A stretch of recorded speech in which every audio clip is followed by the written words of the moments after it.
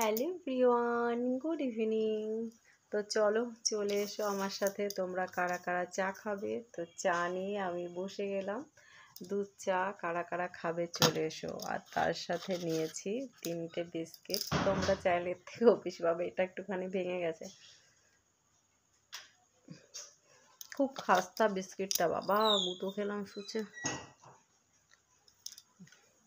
তো কারা কারা খাবে? ফ্যানটা চালাই গো, গরম লাগছে। প্রথমে ফ্যানটা বন্ধ করে দিয়েছিলাম যে ফ্যানের আওয়াজে ভিডিওটা ভালো করে শোনা যাবে কি না যাবে সেই কারণে। তারপরে দেখছি সত্যি গরম লাগছে ভীষণ। আর আমার চাটা ঠান্ডা হয়ে যাচ্ছে। তো বেশি কথা বলবো না, চাটা খেয়ে নিই। আর তোমাদের তো চা খাওয়া হয়ে গেছে। এখন 8:30 বাজে ঘড়িতে দেখছি। একটু শুয়েছিলাম, চোখ মুখ দেখে বোঝা যাচ্ছে শুয়েছিলাম।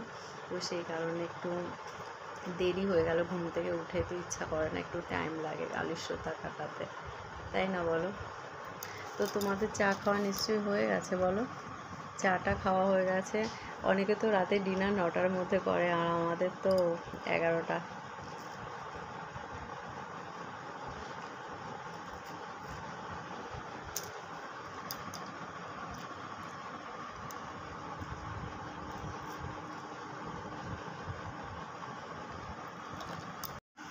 জিমি চলে আয় বাইরে থেকে।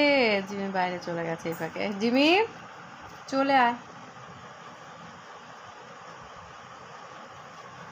চা খেতে গিয়ে চুলগুলো ঢুকে যাচ্ছে চায়ের ভেতরে, মুখের ভেতরে, চায়ের ভেতরে বলছি। এইভাবে বিস্কুটটা চুবিয়ে চুবিয়ে খাওয়া যে কি মজা, সেটা যারা খায় তারাই জানে, তাই না বলো? আমার তো দারুণ লাগে। আর হাতে দেখো শাখার কলা পড়েছে, আর কিছু পড়েনি। বেশ ভালো লাগছে, শাখাটা বেশ মোটা মোটা হয়েছে। শাখাটা আমার দারুণ পছন্দ হয়েছে। অনেক দিন বাদে একটা মনের মতো শাখা পেলাম। আর এর থেকে যেটা বেশি মোটা সেই শাখাগুলো আমার খুব পছন্দ, কিন্তু কিনতে পারছি না, খুব দাম পড়ছে আমাদের এখানে আর কি।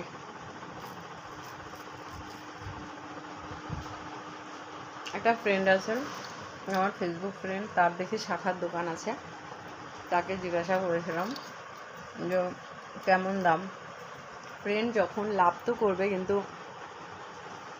নিশ্চয়ই ঠকাবে না, আমরা সেটাই আশা করি, তাই না বলো? চেনা মানুষের কাছে কেন চাই? যাতে ঠকতে না হয় সেই কারণে। তো দেখা যাক, তার দোকান থেকে কিনলে তার দোকান থেকেই কিনবো বলেছে, কিন্তু যাওয়া হচ্ছে না।